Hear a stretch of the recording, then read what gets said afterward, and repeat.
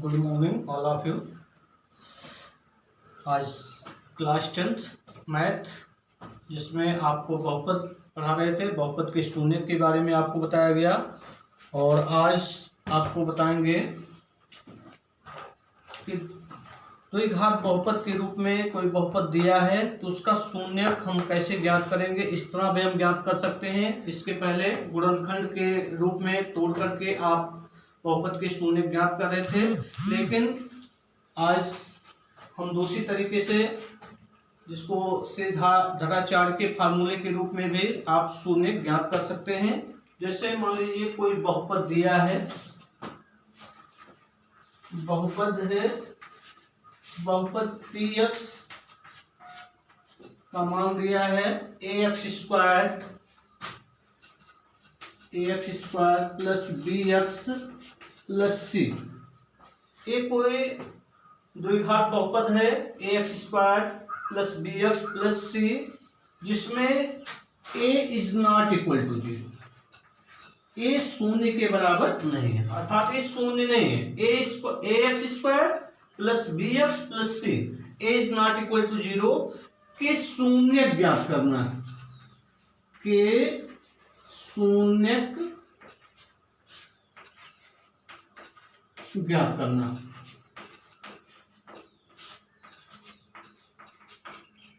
तो कैसे ज्ञात करें? अगर इस रूप में बहुपद दिया है तो इसका शून्य किस तरह हम ज्ञात कर सकते हैं। तो शून्य ज्ञात करने के लिए शून्यक ज्ञात करने के लिए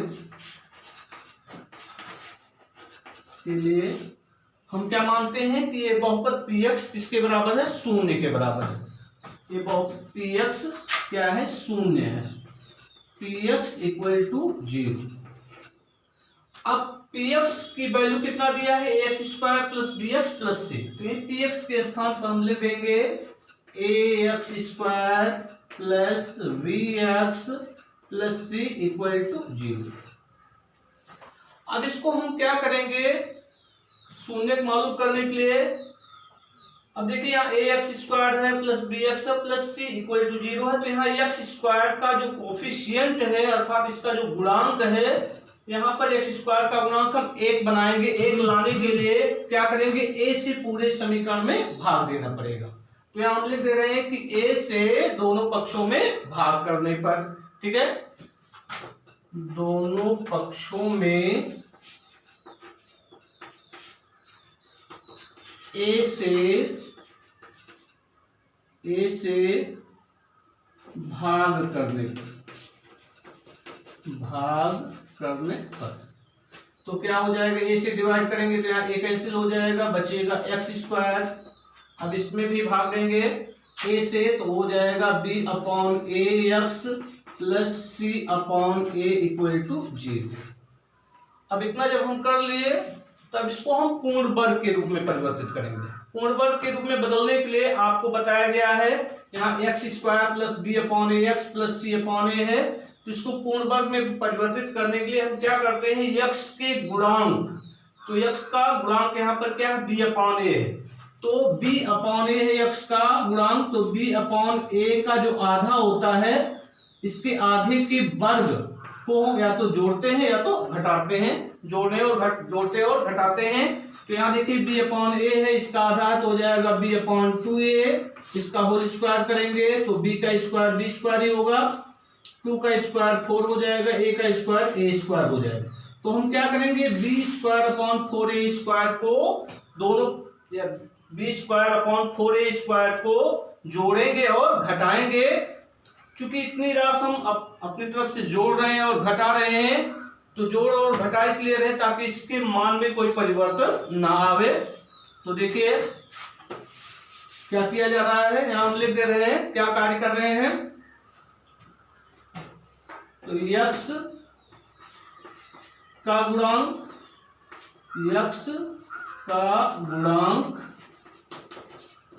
का आधा का वर्ग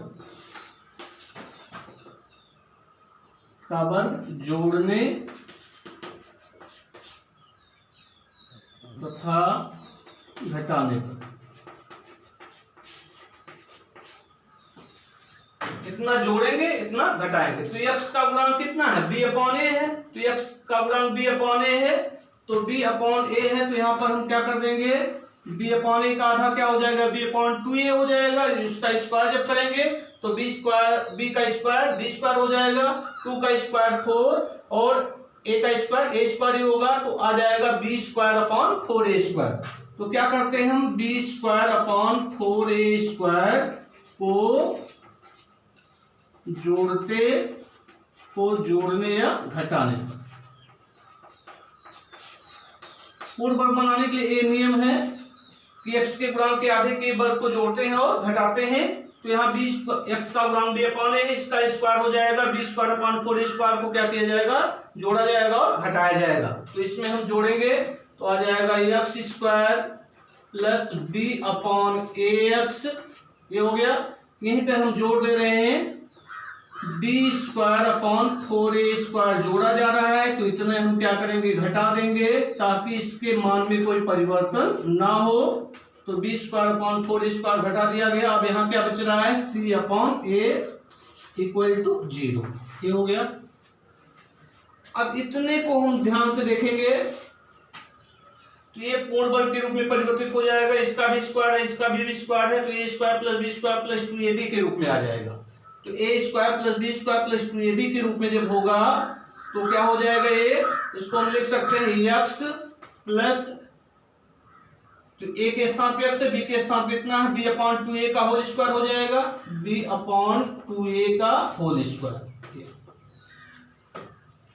तो इसका जब हम प्रसार करेंगे तो आ जाएगा x स्क्वायर होगा, इसका square b square upon 4a square हो जाएगा प्लस 2, तो आ जाएगा 2a, a का मान है x और b का मान है b अपॉन 2a। तो ये 2 से 2 कैंसिल हो जाएगा, तो क्या आ जाएगा, b अपॉन ax आएगा कि नहीं आएगा यहाँ बीच में, ठीक है। तो ये किसका फॉर्म हो जाएगा, x plus b upon 2a का होल स्क्वायर हो जाएगा। अब इसको, अब देखिए इतने का प्रसार हुआ, ये प्रसार किसका हुआ, इसका है x plus b upon 2a का होल स्क्वायर हुआ, तो इतने के स्थान पे हमने ये लिख दिया। अब इसको हम बाकी minus b square upon 4a square है प्लस c अपॉन a है, तो यहाँ पर माइनस कॉमन ले रहे हैं, तो माइनस जब कॉमन ले लिया गया तो यहाँ क्या बचा, b square upon 4a square plus था, माइनस कॉमन लिया गया तो ये माइनस हो जाएगा, तो हो जाएगा c upon a equal to 0। अब देखिए यहाँ इसको सॉल्व कर लेंगे, यहाँ इसका हर 4a स्क्वायर, इसका हर a है, तो इसका एलसीएम ले लेंगे तो 4a स्क्वायर हो जाएगा।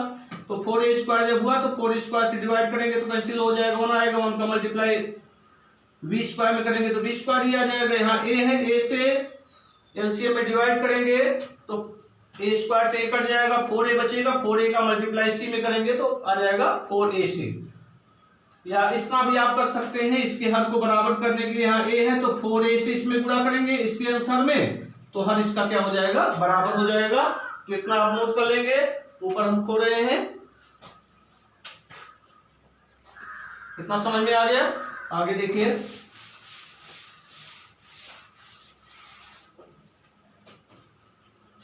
इसको लिख सकते हैं x plus b upon 2a का होल स्क्वायर, ऊपर खो दे रहे हैं ताकि दिक्कत ना करे आपको,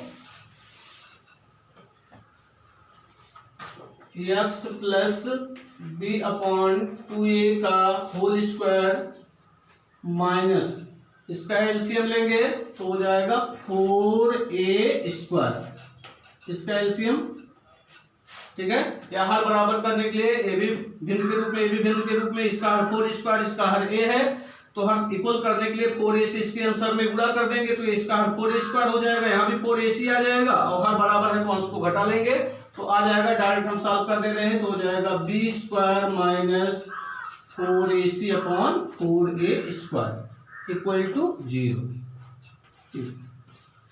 ठीक। अब ये वर्ग के रूप में है, इसको भी हम वर्ग के रूप में परिवर्तित करेंगे।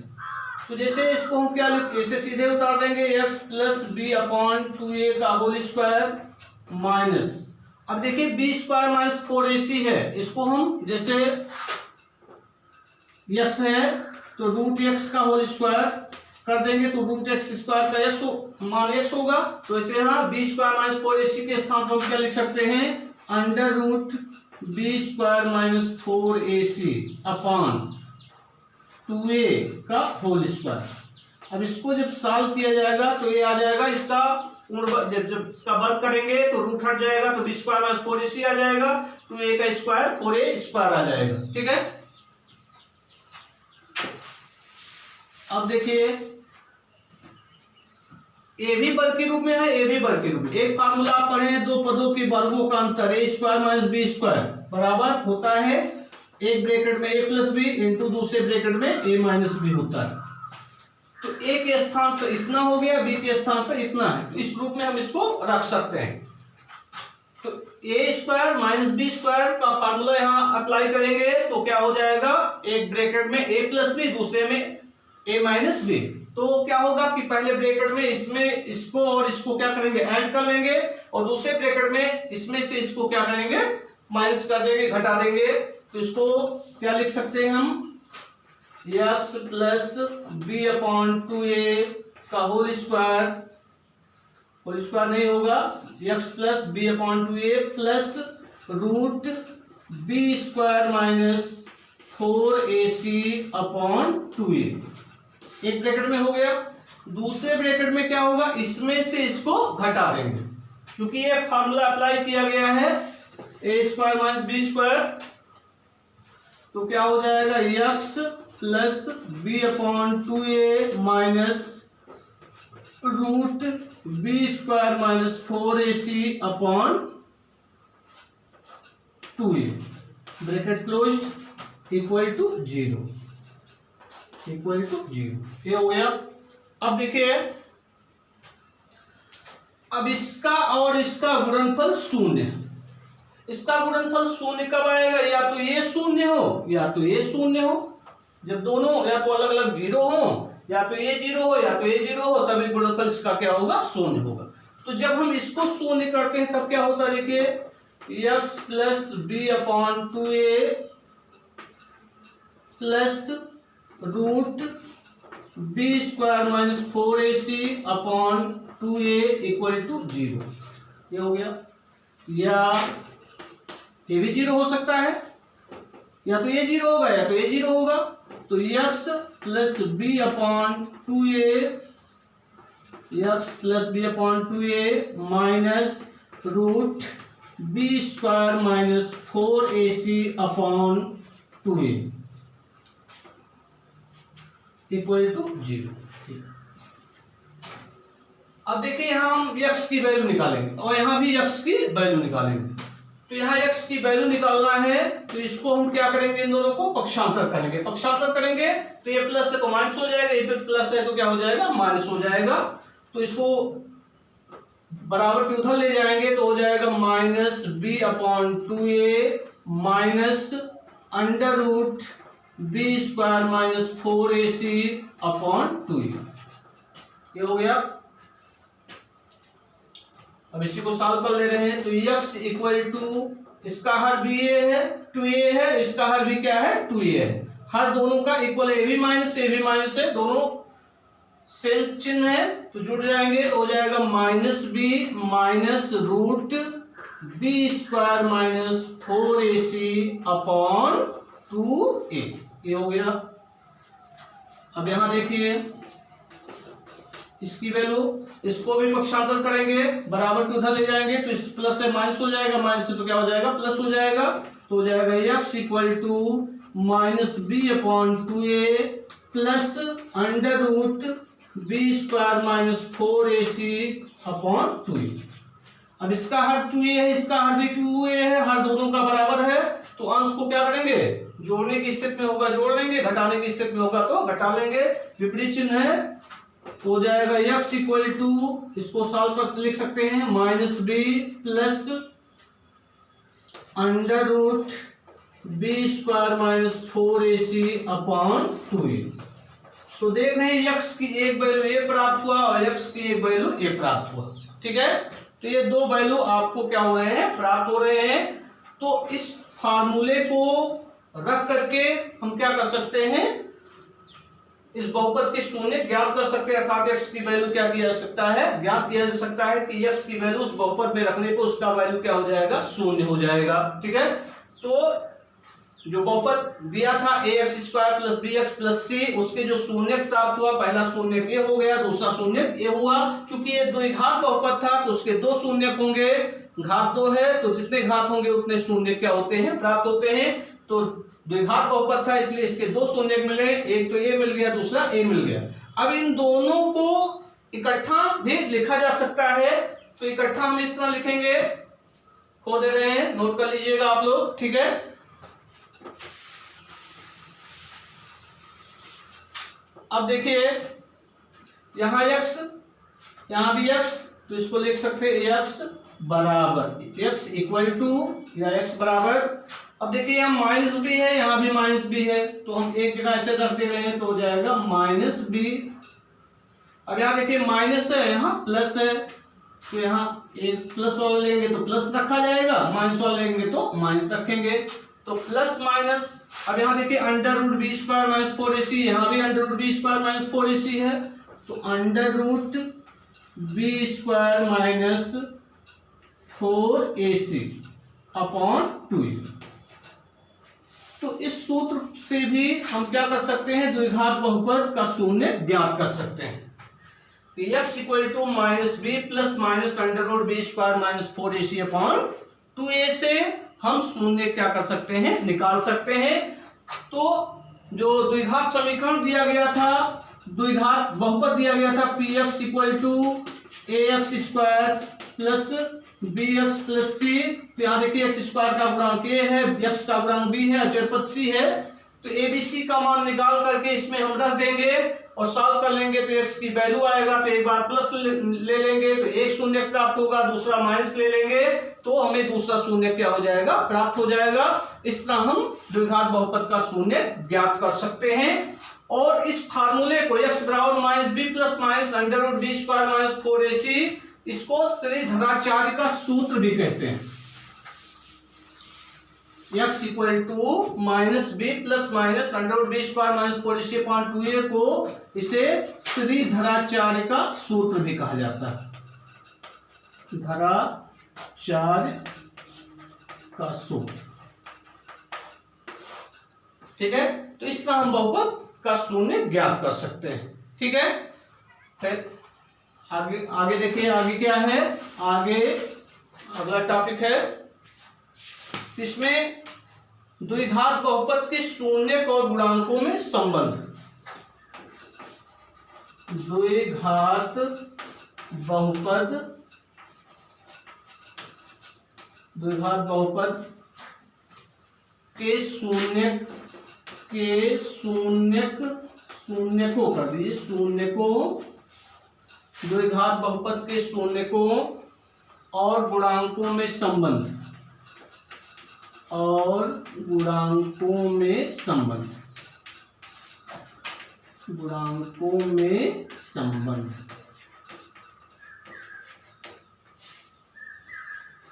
क्या कह रहा है, द्विघात बहुपद और उसके गुणांकों में संबंध हमें सिद्ध करना है, ज्ञात करना है। कैसे ज्ञात करेंगे, तो कोई बहुपद दिया होगा, वो बहुपद कैसा है, द्विघात बहुपद है, तो द्विघात बहुपद है तो उसमें क्या किया जाएगा कि उसके शून्य कुछ होंगे और उसके शून्य और गुणांक में हमें क्या निकालना, संबंध निकालना है। तो मान लीजिए कोई द्विघात बहुपद है, माना या द्विघात बहुपद मान लिया गया, क्या है, द्विघात बहुपद, सपोज कर लीजिए px इक्वल टू दिया गया है ax square plus bx plus c, ये कोई द्विघात बहुपद है। ठीक है, तो मान लीजिए कि इसके जो शून्यक हैं कौन कौन है, अल्फा और बीटा, इसके क्या है, शून्यक। माना बहुपद px के शून्यक अल्फा बीटा। अब देखिए अल्फा बीटा क्यों माना गया है, क्योंकि ये देखिए x का अधिकतम घात 2 है, इसमें बहुपद में चर का अधिकतम घात 2 है तो इसके कितने शून्य होंगे? 2 शून्य होंगे। शून्य हमें मालूम नहीं है तो मान लिया गया कि बहुपद px के शून्य कौन कौन है? अल्फा और बीटा। एक शून्य अल्फा है, दूसरा शून्य क्या है? बीटा। अल्फा और बीटा शून्य है। इसका मतलब क्या हुआ? इसमें हम x के स्थान पर जब अल्फा रख देंगे तो इस बहुपद का मान क्या होगा? शून्य हो जाएगा। इसी तरह x के स्थान पर बीटा भी रख देंगे तो इस बहुपद का मान क्या हो जाएगा? शून्य हो जाएगा।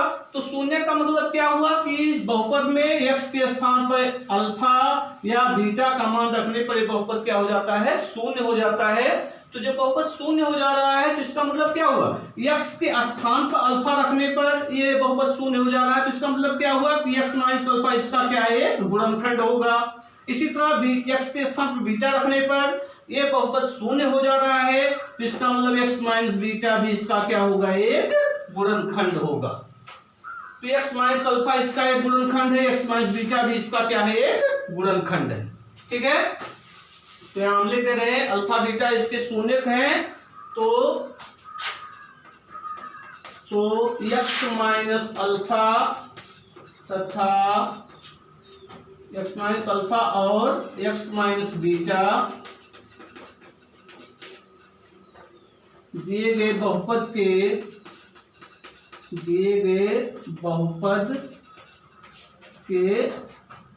गुणनखंड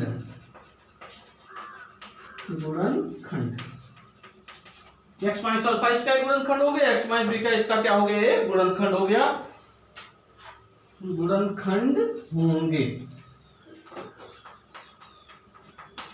ठीक है, अब इसको हम इस रूप में जब इसका एक गुणन x minus alpha x minus beta इसका गुणनखंड हो गया तो इसको लिखा जा सकता है कि ax square plus bx plus c equal to k into x minus alpha into x minus beta. तो इन दोनों गुणनखंडों के का गुणनफल क्या होना चाहिए? इस बहुपद के क्या होना चाहिए? बराबर होना चाहिए। तो ax square plus bx plus c बराबर k into x minus alpha into x minus beta इस तरह लिखा जा सकता है। तो इसको हम क्या करेंगे? k into x minus alpha और x माइनस बीटा का गुणा करेंगे तो x का गुणा x में करेंगे तो हो जाएगा x स्क्वायर, x का गुणा बीटा में करेंगे तो माइनस बीटा x हो जाएगा, माइनस अल्फा का गुणा x में करेंगे तो माइनस अल्फा x हो जाएगा, माइनस अल्फा का गुणा माइनस बीटा में करेंगे तो ये माइनस ये भी माइनस माइनस माइनस का गुणा क्या हो जाएगा? प्लस हो जाएगा तो ये आ जाएगा अल्फा बीटा। अब इसको हम और सॉल्व करेंगे तो हो जाएगा k इंटू एक्स स्क्वायर, यहाँ देखिए माइनस बीटा x है माइनस अल्फा x है तो यहाँ भी माइनस माइनस कॉमन ले लिया गया और क्या कॉमन है? x कॉमन है तो माइनस x जब कॉमन लेंगे तो यहाँ प्लस बीटा बचेगा, यहाँ प्लस अल्फा बचेगा तो एक ब्रैकेट में लिख देंगे कि सीधे systematic alpha plus beta into x plus alpha beta ये हो जाएगा। अब ब्रैकेट खोल देंगे, ब्रैकेट खोलेंगे तो क्या हो जाएगा? के एक्स स्क्वायर माइनस के का गुणा इसमें भी होगा तो हो जाएगा के into alpha plus beta into x. अब के का गुणा अल्फा बीटा में भी होगा तो हो जाएगा के अल्फा बीटा। अब ये किसके बराबर है? देखिए ax square plus bx plus c के बराबर। अब क्या करेंगे? दोनों पक्षों में समान घातों के गुणांकों की तुलना करने पर, दोनों पक्षों में समान घातों के गुणांकों की तुलना करने पर, दोनों पक्षों के समान घातों के गुणांकों की तुलना करने पर, तुलना कर लीजिए क्या होगा? यहाँ देखिए x का गुणांक a है और यहाँ x स्क्वायर का गुणांक k है और यहाँ x स्क्वायर का गुणांक क्या a है तो जब तुलना करेंगे तो आ जाएगा k इक्वल टू a। आएगा कि नहीं आएगा? ठीक, अब देखिए अब यहाँ x का गुणांक कितना है? b और यहाँ x का गुणांक क्या है? Minus k plus beta.